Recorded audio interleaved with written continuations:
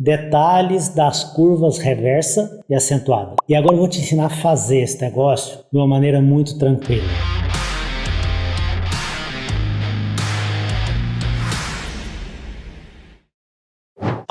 Parou. Olha, antes de seguir com esse vídeo, eu tenho uma surpresa guardada para você, mas segura a ansiedade aí e assiste até o final para garantir o seu presente exclusivo. Eu prometo para você que vai valer muito a pena. Volta pro vídeo, vamos lá. A curva reversa ela pode ser dividida em dois tipos, dependendo do plano oclusal inferior do seu paciente. Olha que interessante. Eu posso ter, por exemplo, um plano oclusal onde eu tenho duas extremidades extruídas e entre essas duas extremidades uma intrusão. Dessa maneira, eu vou fazer uma curva reversa tipo 1. A curva reversa tipo 1 tem a função de intruir o molar e os incisivos e ela tem a função de extruir o primeiro molar e os dois prés para retificar o plano oclusal através da intrusão das extremidades e da extrusão do centro do arco. Onde que eu vou usar essa curva reversa tipo 1, Hélio? Depende do seu diagnóstico. E aí sim, você tem que fazer um diagnóstico bem interessante do seu plano oclusal. Nossa, Hélio, mas eu acho isso muito difícil. Calma. Você vai pensar simplesmente assim. O que eu quero que aconteça com esse plano oclusal? A curva ideal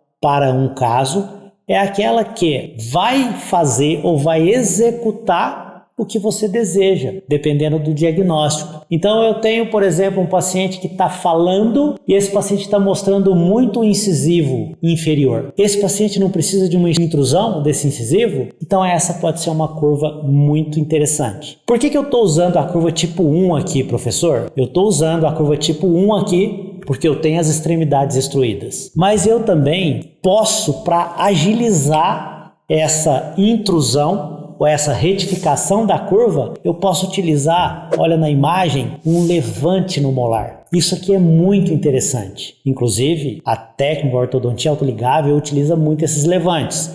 Então, se você quiser agilizar a retificação da sua curva de SPE inferior, usando uma curva tipo 1, nesse paciente que tem um plano oclusal tipo 1, você pode utilizar esse levante no segundo molar.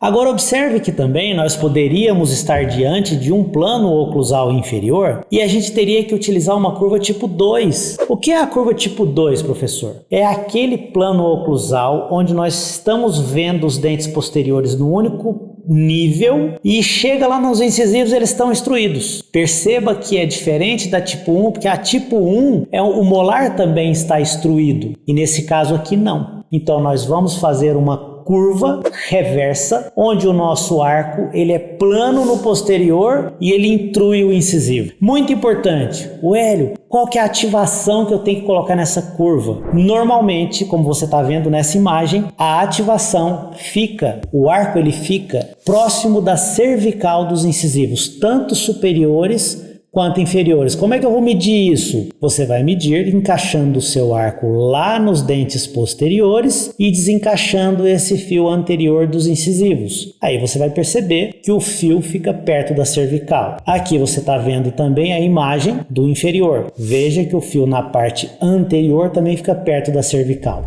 Agora uma coisa importante, professor, eu vou fazer essa curva e a ativação na cervical em todos os arcos. Qual fio que é o fio ideal para eu fazer isso? Então agora a gente precisa conversar uma coisa muito séria. Toda vez que a gente faz um movimento intrusivo, nós estamos fazendo uma força no ápice radicular. E esse ápice é pequenininho, ele tem uma área onde a gente vai fazer essa compressão, uma área muito pequena, muito reduzida. Por isso que todo movimento intrusivo provoca muita reabsorção. Então você deve fazer uma força leve. Perceba que na imagem que eu acabei de te mostrar, ativando aquele fio no manequim, eu estou usando um arco retangular. Posso fazer isso com esse arco retangular? Posso. Até a cervical? Até posso fazer. Só que, se eu sou uma pessoa que eu quero, um ortodontista que eu quero mais segurança, ative um pouquinho menos. Nós precisamos de 20 gramas de força no máximo para intruir um incisivo superior.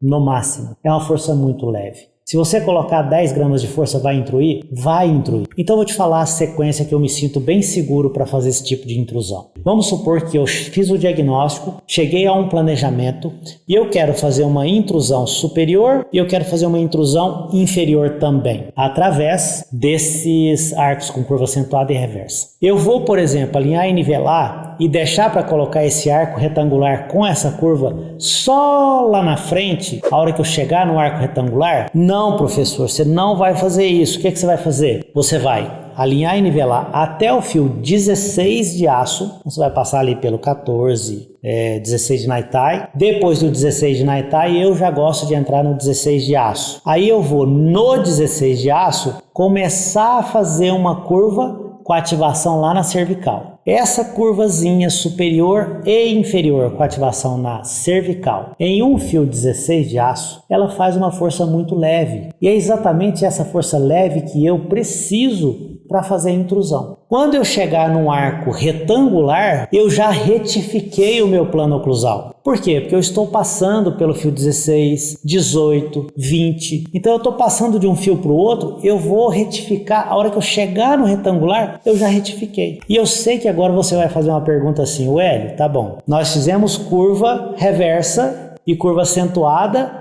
até o fio retangular. Aí a hora que eu cheguei no retangular, eu percebi que eu não tenho mordida profunda mais. Eu vou continuar com esse arco com curva? Não. Agora você vai colocar um arco plano, sem a curva. E todo mundo às vezes me pergunta assim, Hélio, mas se eu colocar plano agora vai aprofundar de novo? Não vai. O que a gente tem que entender é o seguinte, nós tínhamos um incisivo num plano e os molares em outro plano. Quando nós fizemos a curva reversa, esse dentinho ele foi intruindo e ele agora está na mesma altura do molar. Se ele está na mesma altura do molar, se eu colocar um arco plano, ele vai continuar na mesma altura do molar. Isso é lindo, isso é perfeito, tá bom? Então faça isso a partir do fio 16 de aço.